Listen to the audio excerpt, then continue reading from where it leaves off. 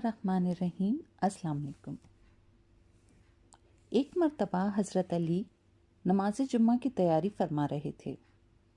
जब खुतबा शुरू हुआ तो आप रूह के बारे में कुछ अहम बातें बता रहे थे।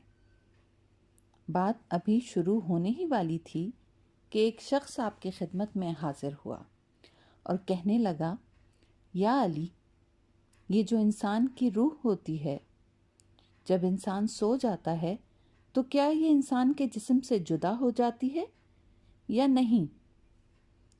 तो हज़रत अली ने फरमाया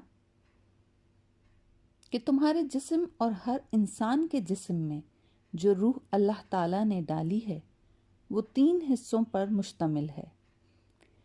पहला हिस्सा इंसान के जिस्म में रहता है और दूसरा हिस्सा बरज़ख में अपने आप को देख रहा होता है।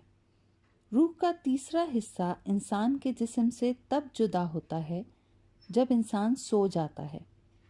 लिहाजा अगर वो इंसान नेकोकार है, अल्लाह ताला की फरमाबरदारी करता है, तो जब रूह उसके जिस्म से जुदा होती है तो वो एक ऐसे आलम में जाती है जहां अल्लाह ताला ने जिन्नात और इंसानी रूहों के माबैन एक रास्ता बनाया हुआ होता है। ये रूह जब वहाँ पहुँच जाती है तो इंसान को ख्वाब आने लगते हैं। वहाँ इस रूह को जो आगे दुनिया में पेश आने वाला होता है, ख्वाब में आना शुरू हो जाता है।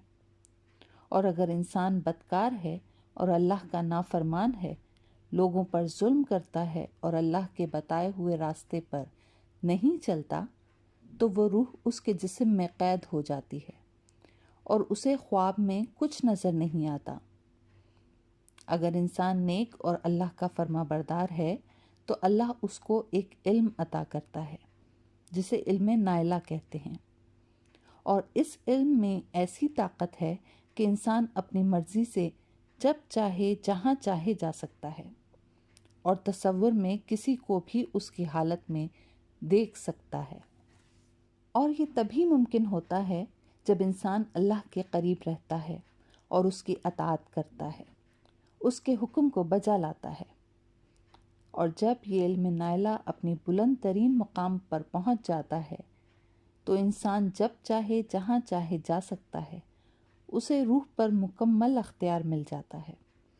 लिहाजा उसको हर चीज़ की कैद से आज़ादी मिल जाती है।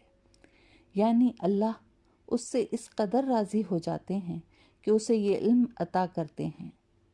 आपने ये भी फरमाया कि अल्लाह ने इल्म के ख़जाने इंसानों के लिए खोल कर रख दिए हैं, मगर अफसोस इंसान अपनी गफलत की वजह से इन ख़जानों से बहुत दूर हो गया है।